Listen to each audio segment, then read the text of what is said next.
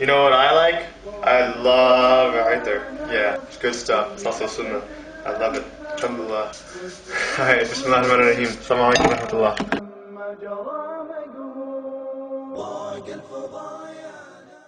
So this is the setup that I like to use. I sit on the floor here. What I do, I have the remote control here. I have the Arabic mushaf right here. This is what I memorized from. And when you're memorizing, you should try to use the same mushaf as much as possible. You shouldn't memorize from different, like you shouldn't memorize from the Urdu Pakistani version and then the Arabic version. You should just stick with one. I suggest you stick with the Arabic one because it's the original one from Usman radiallahu anh. Okay. Now this has the tajweed colors, so that helps me with my recitation. And while I'm memorizing, for example, if I'm memorizing Amma Yatasa'alun, what I'll do is I'll have the meaning right next to it. Here's the translation of the meaning in English, so that when I'm memorizing, it's easy for me. Like I can memorize one ayah, let's say, I memorize one ayah, then as soon as I memorize it, I read the translation in English, and it completely sticks in my brain if I do it like that. I remember the meaning of what I've memorized.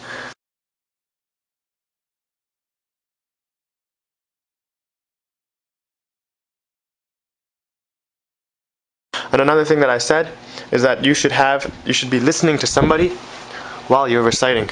I myself listen to Sheikh Ali al-Hudayfi. He's a very well-known reciter. He's very respected, and his recitation is very reliable.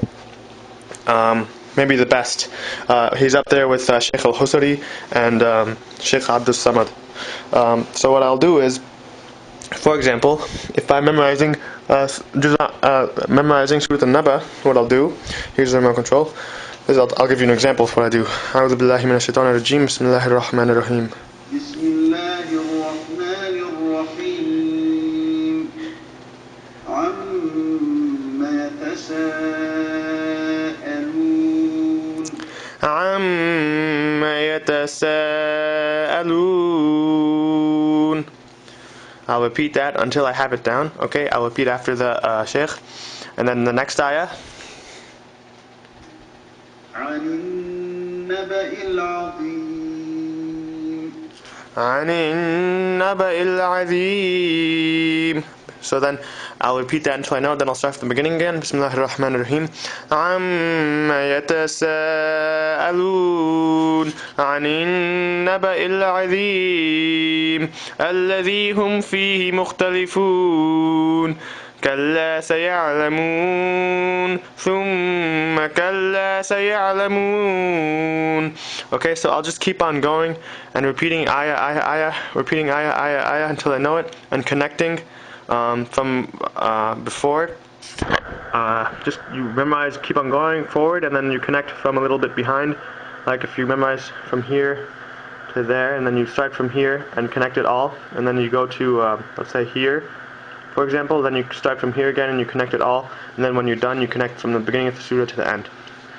So once you have the whole surah memorized, doing the method I told you, that you repeat after the sheikh, and you read the translation of the meaning right when you're memorizing at the same time. That's why you have it right here. When you're done with the surah, what's recommended is, first of all, you go over all that you've memorized, okay?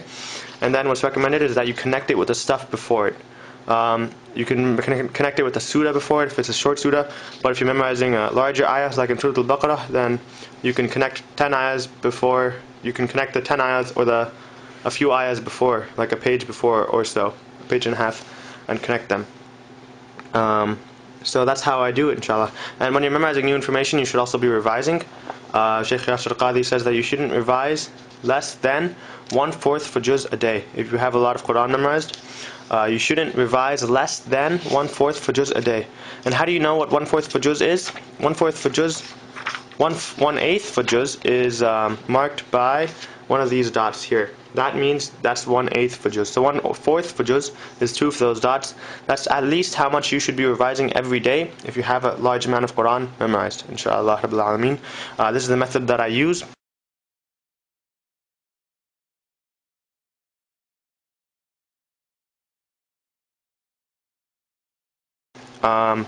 I have the Qur'an on my iPod. You don't necessarily need to use a stereo like I do. I have it on my iPod. I have it on my phone. and I have it in my car. So here's my car, and inside of it, you gotta have Qur'an. You gotta have Qur'an that you listen to on the way to wherever you're going, because this really cements, not only, first of all, cements what you've memorized, but it also points out to you mistakes that you've made while memorizing. So as you can see in here, I've burnt a CD of Sheikh Ali al-Hudayfi Juz Amma, because that's what I'm working on right now, reviewing. So you know, I'm driving, and I have that in.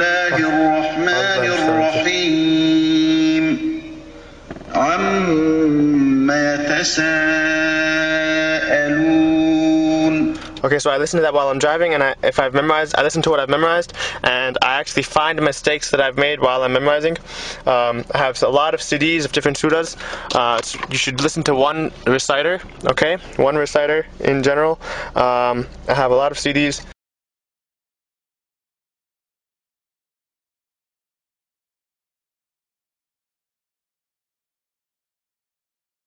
Quran, only Quran in my car. This really helps you, okay? Understand the Quran and it cements your understanding, as opposed to listening to music, which will actually help you forget the Quran and make things harder for you. It'll clutter your brain and confuse you, but listening to the Quran will make things clear and simple in your mind, and it'll be much easier to retain the Quran that you've memorized. It's easier for your brain to think about what's coming next. It doesn't get stumped as much if you listen to what you've memorized. One more thing is that once you've memorized something solid and you've done the method that I told you, once you finished it, then you absolutely have to find somebody who is either a hafiz or really knows tajweed well and is very fluent in the Quran, and you have to recite to him, and you have to let him correct you, because even though we might have the best of intentions, and we might try really hard, all of us are still going to make mistakes while memorizing. And so that's why it's so important to, at the end, like maybe every week or every month, inshallah, you have to recite to somebody so that you can filter out these small mistakes, and then you have your recitation absolutely perfect, inshallah. So you absolutely have to go to the masjid and find somebody. If your parents aren't well versed enough, then you have to go find somebody, inshallah, who you can recite to, and that's the perfection of what you memorize, inshallah. And then all you have to do to keep it is continue to revise it, inshallah rabbil alameen. Okay, I hope this video was helpful. I hope all of you make the intention right now to memorize the book of Allah subhanahu wa ta'ala. Make dua to Allah. May Allah make the Quran easy for me to memorize. And inshallah, I wish you best of luck in your memorizing.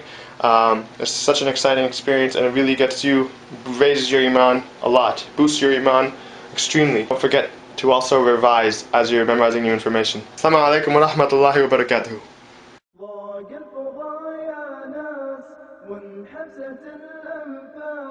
والشعور والإحساس مما جرى